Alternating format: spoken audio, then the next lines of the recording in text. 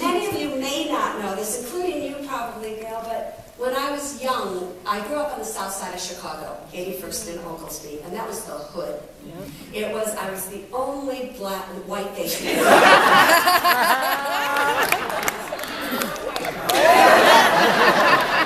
what they say about me, right? I'm a black girl trapped. How they know?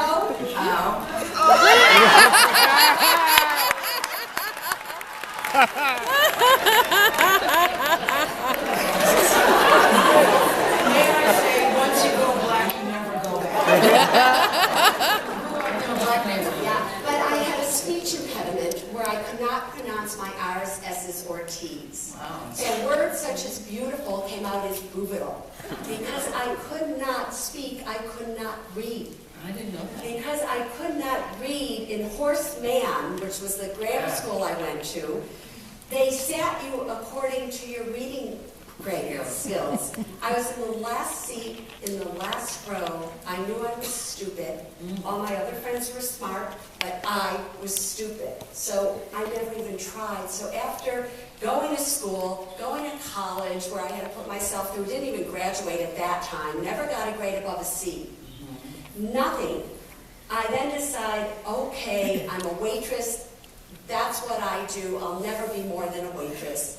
I end up in Berkeley, California, living on the streets in a van that my brother lent me the money to buy until I landed my dream job as a waitress at the Buttercup Bakery. That was your dream job. That was my dream job because I knew I was good at serving people. I knew that because that's how I got myself through college. And I was a waitress making $400 a month from 1973 until 1980. Wow. Until I was 29 years of age. All right, you wisest one out there. You're not trying to figure out how old I am. I will be 63 in June. Woohoo!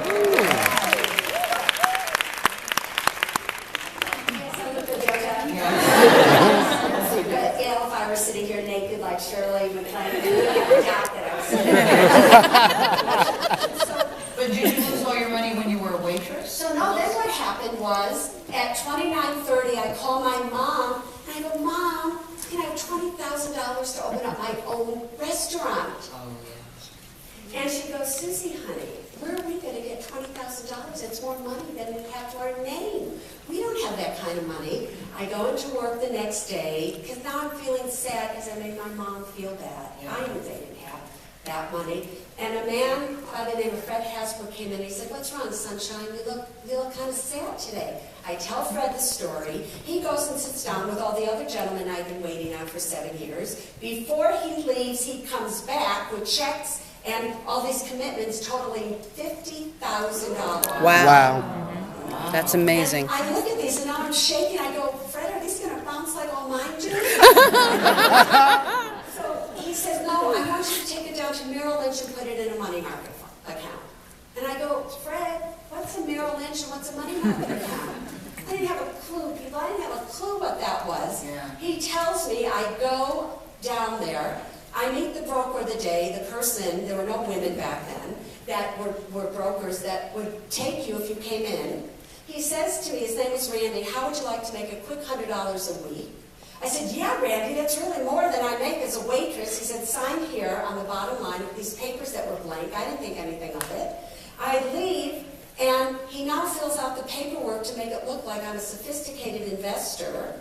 Yeah, so you can show on the he account. starts trading options, which is the most speculative trading strategy out there. And in 3 months, all $50,000 was lost.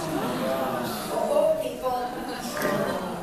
Because of that, I sit here with you today. Don't you ever forget, when one door closes, another one opens. Every no leads you that much closer to a yes. Don't ever forget that. So I thought, what am I going to do? Oh my goodness, you know. I bet you didn't want to tell Fred. Well, what was interesting is Fred wrote me a little letter on a napkin, and it went like this. This is for people like you to have your dreams come true, to be paid back in 10 years at no interest if you can. Wow. So I knew that I didn't to them, but these people didn't have money. Fred was a salesman who sold these little tape recorders. He didn't have $2,000 to give me, and this one didn't have $5,000. They didn't have that money. So I thought, I know, I can be a broker. They just make you broker. So now I go in to interview, and I had on my red and white striped Sassoon pants, tucked into white cowboy boots with a Still pants then. Still pants. and they didn't know what to do with me. Because they were looking at me and they're like, what are you here for? So now I'm in the manager's office. His name is Peter Sansevero. I hope he's still alive to this day because I love telling this story.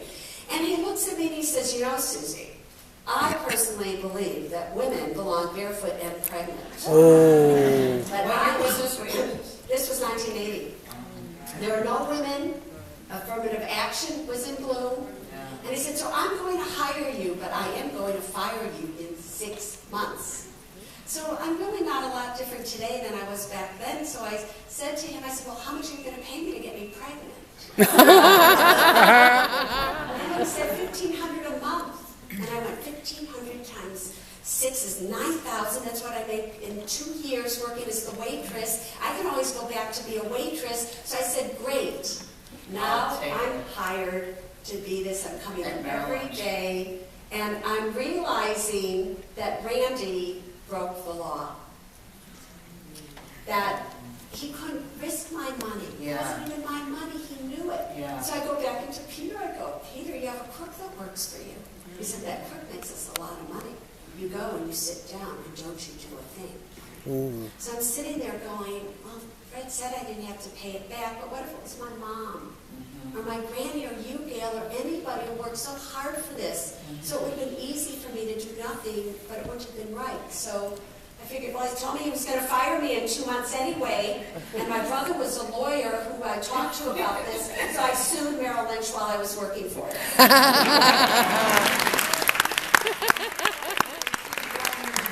You know, as you sit here today, many famous people come to you for help. Yes. Yes. But your reaction to famous people, this is what I love about Suze Orman. So many famous people, names that we all know, come. But you don't like to spend a lot of time with famous people because you think they can get help. Yeah. You call yourself a financial crusader for people who can't get the help. That's right. Those people's money can. Yeah. You know, I didn't want to be seen as the financial advisor to the stars.